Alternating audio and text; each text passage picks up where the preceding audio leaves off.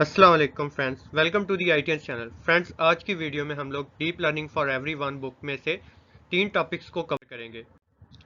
जो टॉपिक्स हैं, machine learning की हिस्ट्री के बारे में हम लोग जानेंगे लर्निंग रिप्रेजेंटेशन फ्रॉम डाटा, हम लोग जानेंगे लफ्ज़ डीप का मतलब इन डीप लर्निंग। फ्रेंड्स, इससे पिछली वीडियो में मैंने 2 टॉपिक्स को कवर किया था, जिनमें से आर्टिफिशियल इंटेलिजेंस, मशीन लर्निंग और डीप लर्निंग के दरमियान जो डिफरेंस था उसको कवर किया था, और मैंने आप लोगों को मशीन लर्निंग की हिस्ट्री के बारे में बताया था और ये बताया था कि मशीन लर्निंग क्या होती है। अगर आप लोगों ने इससे पिछली क्लास नहीं देखी तो आप लोगों को इसका लिंक जो है नीचे डिस्क्रिप्शन में मिल जाएगा, और आप लोगों को इसका जो लिंक है वो फर्स्ट कमेंट में भी मिल जाएगा। तो आज की वीडियो को हम लोग स्टार्ट करते हैं। सबसे पहले हम लोगों को अगर मशीन लर्निंग को देखना है तो हम लोगों को जो कंप्यूटर है इसकी हिस्ट्री के बारे में जानना पड़ेगा, क्योंकि कंप्यूटर का जो पर्पस था वो ये था कि हम लोगों ने जो टास्क थे उनको ऑटोमेट करना था। अब टास्क को ऑटोमेट करने के लिए हम लोगों ने कंप्यूटर डिज़ाइन किया, और कंप्यूटर को डिज़ाइन करने के बाद हम लोगों ने, जिसको हम लोग AI कहते हैं, उसकी तरफ गए। और उसका मेन पर्पस यही था कि हम लोग इंसान की जो इंटेलेक्ट्स हैं उनको कंप्यूटर में ट्रांसफ़र कर सकें। तो अब जो है मशीन लर्निंग ये किस तरह से काम करती है, इसका जो बैकग्राउंड है, इस सारी चीज़ों को अंडरस्टैंड करने के लिए हमें कंप्यूटर को सबसे पहले अंडरस्टैंड करना पड़ेगा। सबसे पहला जो हमारे पास जनरल पर्पस कंप्यूटर था वो एनालिटिकल इंजन था, जो कि आप लोग साइड पे यहाँ पे जो पिक्चर है इसमें देख भी सकते हैं कि इस एनालिटिकल इंजन को 2 लोगों ने बनाया था। इनमें से एक जो था वो चार्ल्स बाबेज थे, और दूसरी जो थी वो एडी लवलेस थी। ये एक लेडी थी जिन्होंने जो है एनालिटिकल इंजन के ऊपर काम किया। अब एनालिटिकल इंजन जो था ये फर्स्ट जनरल पर्पस कंप्यूटर था हमारे पास, और ये एक मैकेनिकल कंप्यूटर था। मैकेनिकल कंप्यूटर का मतलब ये है कि इसके अंदर मुख्तलिफ ग्रारीज लगी हुई थी, ठीक है। इसके अंदर मुख्तलिफ जो मैकेनिकल पुर्जे थे हमारे पास होते हैं, जिनमें हमारे पास मुख्तलिफ व्हील्स थे, ठीक है, मैकेनिकल। उन व्हील्स या उन गरारीज की मदद से ये कंप्यूटर जो था ये मुख्तलिफ टास्क को परफॉर्म करता था। ये किस तरह के टास्क को परफॉर्म करता था वो भी आगे जाके हम लोग देखते हैं। फिलहाल यही कि जो लेडीज लवलेस थी और चार्ल्स बेबेज थे, इन्होंने फर्स्ट एनालिटिकल इंजन हमें दिया, ठीक है, जो कि एक first mechanical general purpose computer था। अब इसका काम क्या था, मैकेनिकल ऑपरेशंस, ठीक है। ये मैकेनिकल ऑपरेशंस थे इसके अंदर। ये इसका जो पर्पस था वो ये था कि हम लोगों ने कुछ टास्क थे हमारे, ठीक है, जिनको हम लोगों ने ऑटोमेट करना था। उन टास्क को ऑटोमेट करने के लिए चार्ल्स बेबेज और एडी लवलेस ने जो पहला हमें एनालिटिकल इंजन दिया वो था। अब इसके अंदर ये था कि ये जो एनालिटिकल इंजन था ये मैथ के जो कुछ ऑपरेशन थे उनको ऑटोमेट करने के लिए यूज़ किया जा रहा था, और इसका पर्पस भी यही था। लेकिन इसके बाद जब लेडी लवलेस और चार्ल्स बबेज ने इसको कंप्लीट कर लिया, तो लेडी लवलेस ने इसके ऊपर, इस इन्वेंशन के ऊपर अपने कुछ रिमार्क्स दिए।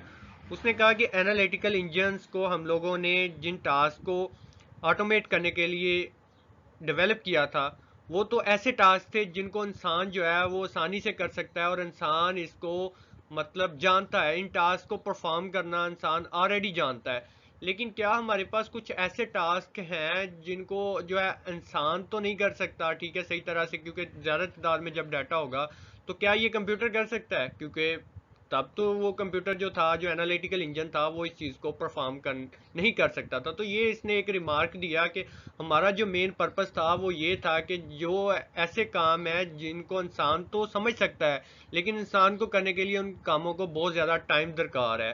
तो क्या ये कंप्यूटर है उन कामों को ऑटोमेट कर सकता है, इंसान के लिए इजीनेस क्रिएट कर सकता है और शॉर्ट टाइम के अंदर कर सकता है? जिसका जो आंसर था वो ये था कि नहीं, ये तो सिर्फ उन्हीं कामों को कर सकता है जो इंसान ऑलरेडी जानता है, जिन जो इंसान जो है ऑलरेडी इसी स्पीड के साथ कर रहा है। अब इसके बाद एक और थे, ठीक है, AI पायनियर थे जिन्होंने मतलब AI की बुनियाद रखी। ये थे एलन ट्यूरिंग। अब एलन ट्यूरिंग के नाम से एक हमारे पास टेस्ट भी था। सबसे पहले तो हम लोग बात करते हैं कि एलन ट्यूरिंग टेस्ट क्या था। अब एलन ट्यूरिंग टेस्ट ये था कि जिसके अंदर हम लोगों को एक ऐसा टेस्ट था जिससे हम लोग जज कर सकते थे क्या ये जो मशीन है ये इंसान की तरह से इंटेलेक्ट्स रखती है, क्या ये इंसान की तरह से बिहेव कर सकती है, एक्शंस परफॉर्म कर सकती है, क्या ये मशीन जो है ये इंसान की तरह की जहानत रखती है। इस चीज़ को जज करने के लिए जो हमारे पास टेस्ट था उसको हम लोग कहते हैं एलन ट्यूरिंग टेस्ट। अब जो एलन ट्यूरिंग टेस्ट होता था ना, इसके अंदर हमारे पास एक था, दो लोग होते थे, ठीक है, एक मशीन होती थी। अब एक जो शख्स था वो ये था कि जिसको आप लोग कह सकते हैं कि जज था, ठीक है। अब एक रूम के अंदर हम लोग मशीन को रख लेते थे और एक जो इंसान था उसको बिठा देते थे। अब वो इंसान जो था वो मुख्तलिफ क्वेश्चंस पूछता था, उसको नहीं पता था किस रूम के अंदर मशीन है और किस रूम के अंदर जो है वो इंसान है। वो दोनों से बारी बारी क्वेश्चन पूछता था, ठीक है। अगर तो वो जो मशीन इंसान है वो ये चीज जज करने में नाकाम हो जाता था कि मशीन ने कौन सा आंसर दिया है और इंसान ने कौन सा आंसर दिया है, ठीक है, और दोनों आंसर जो है वो सबसे बेस्ट है, बेटर है और इंसान की तरह के हैं दोनों। तो अगर वो नाकाम हो जाता था मशीन को फाइंड करने के लिए, तो तब हम लोग कह सकते थे कि ये जो मशीन है ये एआई को परफॉर्म कर सकती है, इस मशीन के अंदर जो है वो ह्यूमन इंटेलेक्ट की कैपेबिलिटीज हैं, ये इंसान की तरह की जहानत रखती है। अब जो एआई पायनियर था एलन ट्यूरिंग था, इसने लेडी लवलेस की जो ऑब्जेक्शन थी उसने मतलब जो ऑब्जेक्शन दी थी कि ये वाला जो कंप्यूटर है ये तो वही काम कर रहा है एनालिटिकल इंजन जो इंसान ऑलरेडी जानता है। इसने जो लेडी लवलेस ने एनालिटिकल इंजन के ऊपर ऑब्जेक्शन लगाई थी, इसने उसी ऑब्जेक्शन के ऊपर एक पेपर लिखा जिसका नाम था कंप्यूटिंग मशीनरी एंड इंटेलिजेंस। इसने ये पेपर जो है 1950s के अंदर लिखा था। अब इस पेपर के अंदर ही इसने एलन ट्यूरिंग टेस्ट है जिसका मैंने आप लोगों को बताया था, वो टेस्ट जो था इसने इंट्रोड्यूस करवाया था कि एआई को हम लोग शेप कर सकें, कि एआई को हम लोग वाजिया तौर पे आइडेंटिफाई कर सकें। इसने एक डेफिनेशन दे दी थी, एक बेंचमार्क दे दिया था हम लोगों को ये चीज़ फाइंड करने में कि कौन सी मशीन जो है वो एआई जो है फॉलो कर रही है, उसके अंदर ह्यूमन इंटेलेक्ट्स हैं, और कौन सी मशीन जो है वो एआई नहीं है या फिर वो एआई परफॉर्म नहीं कर सकती, जिसको हम लोग ये नहीं कह सकते कि ये जो मशीन है ये आर्टिफिशियल इंटेलिजेंस के ऊपर काम कर रही है, ये बेस्ट है। अब मशीन लर्निंग जो थी वो इसी के क्वेश्चन से अराइज हुई थी, ठीक है, क्योंकि इसने एक हमें बेंचमार्क दे दिया था ये चीज़ फाइंड करने के लिए कि कहाँ पे मशीन लर्निंग है या कहाँ पे एआई है, और कौन सी चीज़ जो है वो एआई नहीं है या मशीन लर्निंग नहीं है, ठीक है। इसने मशीन लर्निंग के लिए कुछ क्वेश्चंस भी इसकी जो रिसर्च थी उसके बाद राइज हो गए कि जिन्होंने जो है जिन क्वेश्चंस ने एआई को बर्थ दी, उनमें सबसे पहला जो क्वेश्चन था what we know how to order to perform it. क्या हम जानते हैं कि हम लोगों ने किस तरह से किस परफॉर्म करना है। लर्न ऑन इट्स के मशीन जो है वो खुद से सीख सके मुख्तलिफ टास्क से, ठीक है, लर्न करे और उनको परफॉर्म कर सके, ठीक है। और क्या वो मशीन जो है वो उसी ऑर्डर में परफॉर्म करती है जिस तरह से हम लोग परफॉर्म करते हैं, इंसान परफॉर्म करते हैं। क्या वो मशीन जो है वो हमें सरप्राइज कर सकती है।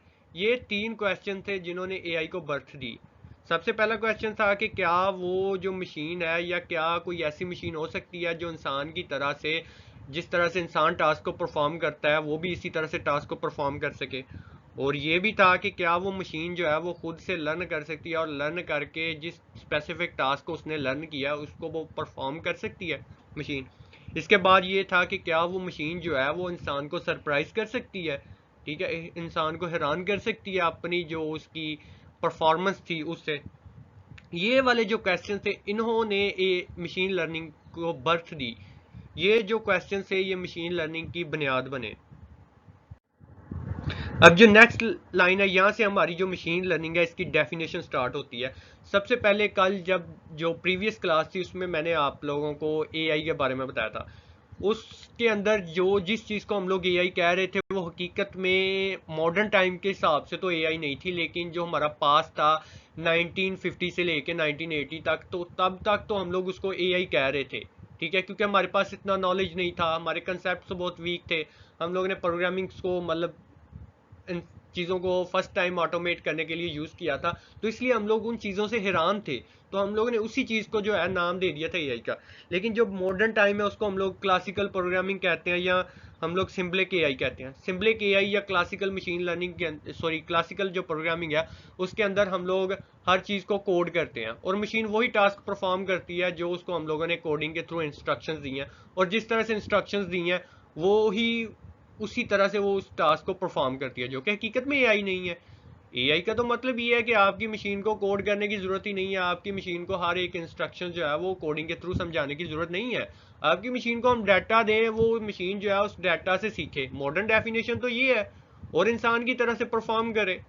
लेकिन जो उस वक्त की डेफिनेशन थी जिसको हम लोग क्लासिकल मशीन लर्निंग कहते थे, उसमें ये था कि हम लोग रूल्स देते थे, हम लोग कोडिंग के थ्रू उसको इंस्ट्रक्शंस देते थे, फिर हम लोग डाटा देते थे। अब वो उन इंस्ट्रक्शंस को यूज़ करती थी मशीन, उन रूल्स को यूज़ करती थी, फिर उस डाटा के ऊपर उन रूल्स को यूज़ करते हुए ऑपरेशन परफॉर्म करती थी और हमें किसी भी क्वेश्चंस का आंसर देते थे। ठीक है, जिसको हम लोग 1950 से लेकर 1980 तक हम लोग जिसको मशीन एआई कह रहे थे या सिंबलिक एआई कह रहे थे, लेकिन हकीकत में वो एआई नहीं थी। ठीक है, जिसको अब इसको हम लोग क्लासिकल प्रोग्रामिंग कहते हैं। लेकिन जो हकीकत में एआई है या जिसको हम लोग मशीन लर्निंग कह सकते हैं, उसमें हम लोग डाटा देते हैं और आंसर देते हैं। मशीन उसमें से खुद रूल फाइंड करती है कि कौन सा ऐसा रूल है, अगर मैं इस डाटा के ऊपर लगाऊं तो ये वाला आंसर आ सकता है। फॉर एग्जांपल, अब मैंने इस मशीन को डाटा दे दिया, मेरे पास 2 और 3, ये 2 डाटा है। ठीक है, अब मैंने इसको एक आंसर दे दिया 2 3 और इसका जो आंसर है वो 5 है। अब मशीन लर्निंग इसमें से रूल फाइंड करती है कि जी अगर मैं 2 और 3 को प्लस करूं तो इसमें से जो आंसर बनता है वो 5 है। अब इसमें रूल क्या था? प्लस।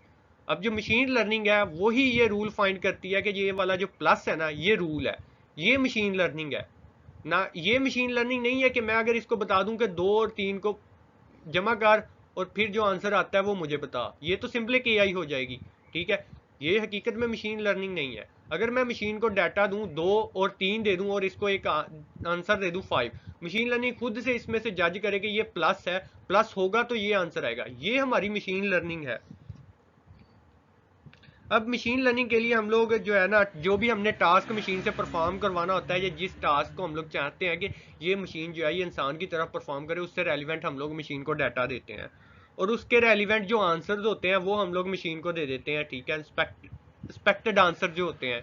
अब मशीन खुद उसमें से रूल्स फाइंड करती है कि ये वाला रूल इस डाटा के ऊपर लगेगा तो ये वाला आंसर आएगा, ये वाला रूल लगेगा तो ये वाला आंसर आएगा। ये चीज़ है मशीन लर्निंग हकीकत में। और यही हकीकत में जो ऑटोमेटिंग है जिसको हम लोग चाह रहे थे, जो हमारा पर्पस था कंप्यूटर को इन्वेंट करने का, ये वो चीज़ थी मशीन लर्निंग, जो कि हमारे टास्क को, हमारे कंप्यूटर बनाने के पर्पस को फुलफिल कर सकती थी। अब इसके बाद है कि जो मशीन लर्निंग है ना, ये 1990 के दौर में मशहूर होना शुरू हुई। ठीक है, ये फील्ड जो है ये प्रोमिनेंट हुई। इसकी दो वजह थी। एक तो ये था कि 1990s के अंदर हमारे पास जो फास्टेस्ट हार्डवेयर अवेलेबल था। ठीक है, और इसके बाद ये भी था कि दूसरी वजह इसकी ये थी कि 1990s के दौर में हमारे पास बिग डाटा था, हमारे पास लार्ज डाटा सेट थे। बिग डाटा तो नहीं कह सकते, चले लार्ज डाटा सेट कह लेते हैं। अब वो लार्ज डाटा सेट और जो हमारे पास फास्टेस्ट हार्डवेयर था ना, वो इस मशीन लर्निंग के प्रोमिनेंट, इस मशीन लर्निंग के मशहूर होने का टाइम था। क्योंकि हमारे पास मशीन लर्निंग को लर्न के लिए फास्टेस्ट हार्डवेयर चाहिए, क्योंकि कंप्यूटेशन मशीन परफॉर्म करती है। जितना ज़्यादा डाटा होगा उतना ही बेटर जो है मशीन एक्यूरेट प्रेडिक्शन कर सकती है। तो इसलिए 1990s के अंदर जो है मशीन लर्निंग वो ज़्यादा प्रोमिनेंट हुई, जो है फ्लोरिश करना स्टार्ट हुई। अब इसके बाद जो नेक्स्ट टॉपिक था हमारे पास, लर्निंग रिप्रेजेंटेशन फ्रॉम डाटा। अब learning representation from data, machine learning और डीप लर्निंग के बारे में जो डिफरेंस है ना, उसको जानने के लिए हमें कुछ पॉइंट्स हैं उनको जानने की ज़रूरत है। या फिर लर्निंग रिप्रेजेंटेशन फ्रॉम डाटा के, डाटा के अंदर से हम लोग लर्निंग्स को किस तरह से रिप्रेजेंट कर सकते हैं, इस चीज़ को अंडरस्टैंड करने के लिए हमें कुछ पॉइंट्स को अंडरस्टैंड करने की ज़रूरत है। सबसे पहले input data points.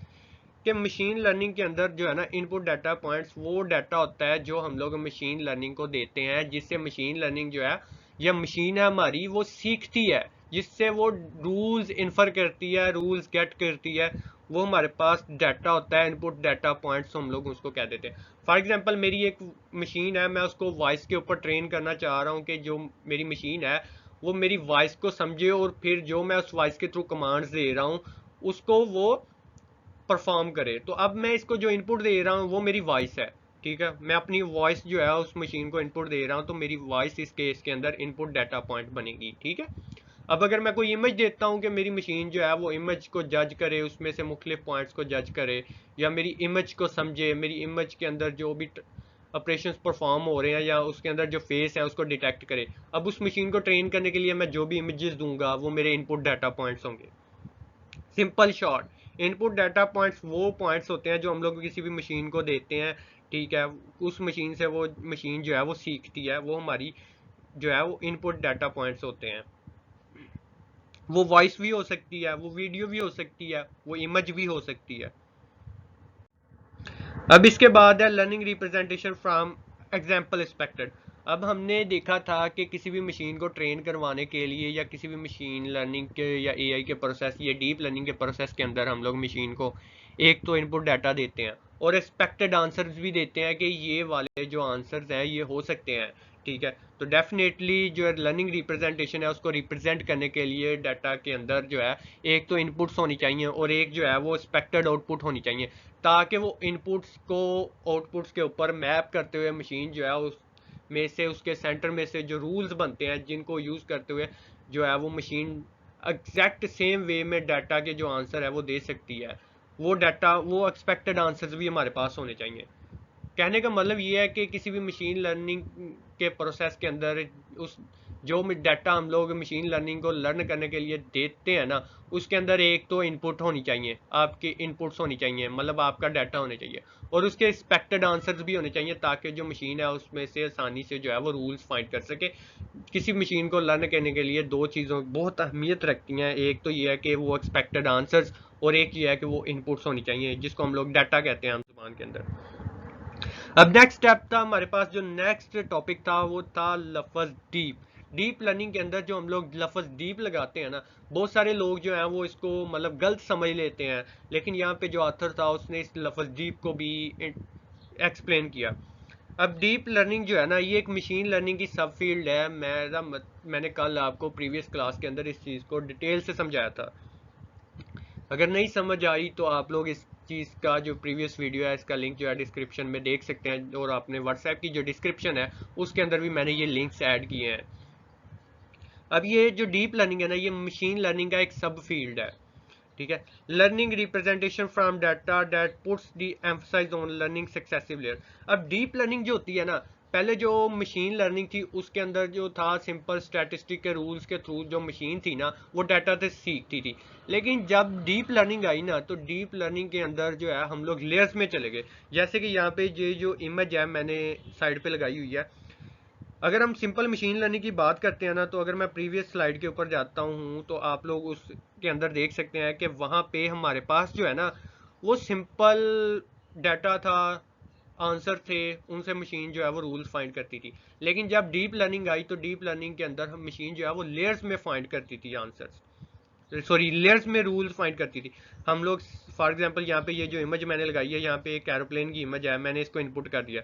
Machine first layer के अंदर कुछ इसके फीचर आइडेंटिफाई करेगी, फिर इस फर्स्ट लेयर को सेकंड लेयर में एज ए इनपुट यूज़ करेगी, फिर वो इस फर्स्ट लेयर की जो इनपुट थी इनमें से मशीन मज़ीद डिटेल में जो है ना वो रूल्स फाइंड करेगी। जब ये जो सेकंड लेयर है ये थर्ड लेयर में एज ए इनपुट यूज़ होगी तो मशीन जो है वो सेकंड लेयर के अंदर जो मजीद वो डिटेल्स सेकंड लेयर में से सेकंड लेयर की इनपुट में से फाइंड कर सकती है ना, वो मजीद जो है डिटेल्स फाइंड कर लेती है और एट द एंड हम लोग आंसर की तरफ पहुंच जाते हैं।